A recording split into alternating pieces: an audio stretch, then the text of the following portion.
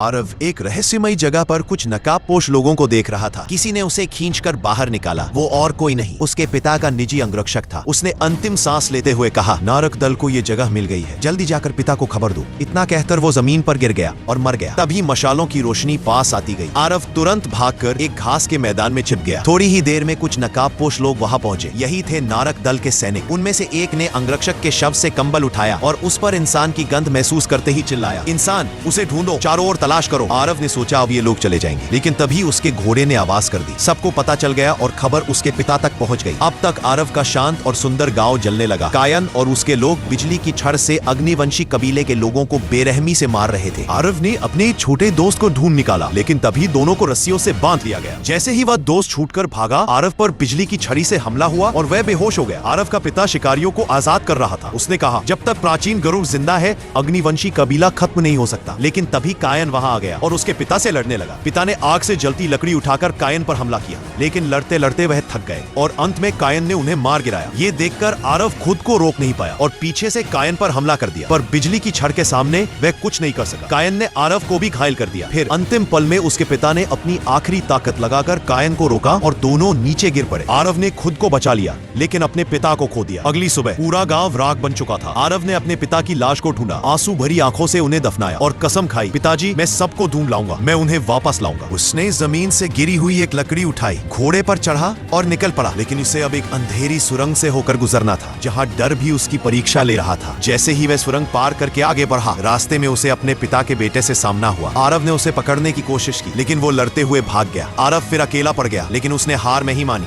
उसकी खोज उसे एक घने जंगल की ओर ले गई।